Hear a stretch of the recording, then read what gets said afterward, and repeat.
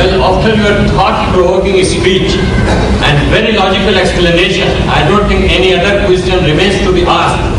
But one question which is generally addressed by the so-called Christians in the West, particularly to some Muslim scholars, they say that we were born Christian, but now we don't believe in the existence of any God. So how to convince such so-called materialists and atheists, and how to prove before them the existence of God in the light of the Holy Quran? You see, before you start with him with the Holy Quran, how is he going to listen to you about the Quran when he says he doesn't believe in God? So, these people you're talking about, this Westerner, whoever he is, whether American or British, he is still a Christian subconsciously at the back of his mind. Because as soon as a fight starts between the Muslim and the Christian, he will take the Christian side. Why? He is still a Christian subconsciously. So, now what you do with him, a technique, I'll show you. As soon as you ask any of these people, you meet them in the flesh, he said, what church you belong to?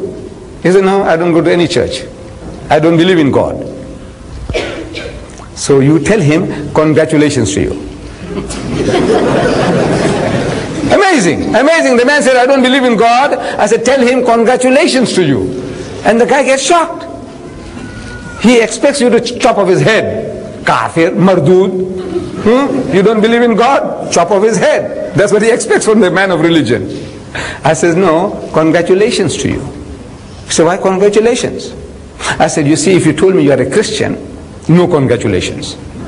Because your father was a Christian, your mother was a Christian. Right? He said, right. So what did you do? Nothing. You tell me you are a Muslim? No congratulations. Why? Because your father was a Muslim, your mother was a Muslim. What did you do?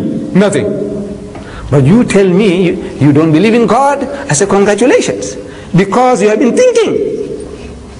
What made you to reach that stage where you say there is no God? You were thinking. So for that I congratulate you. What were you thinking?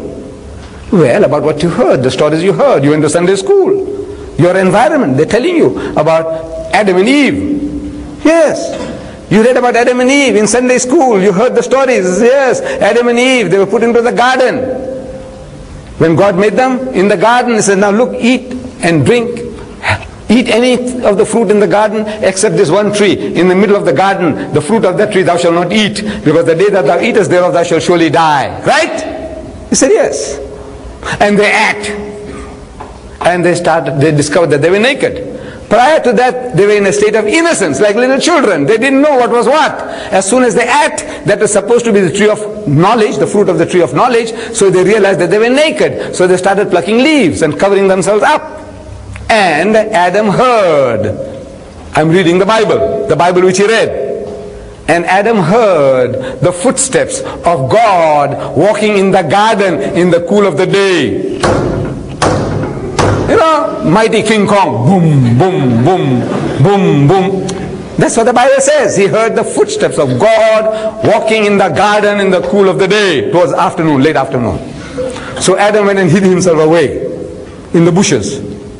So God comes and stands where Adam was a few seconds before, and he scans. He can't see them. So he shouts, Adam, Adam, where art thou? Kahan hai tu, kahan hai? Poor God, he didn't know where Adam was. Or maybe he was playing hide and seek. Look, we do play hide and seek. You see, I do it with my grandson. He's 4-year-old now. See, I go home,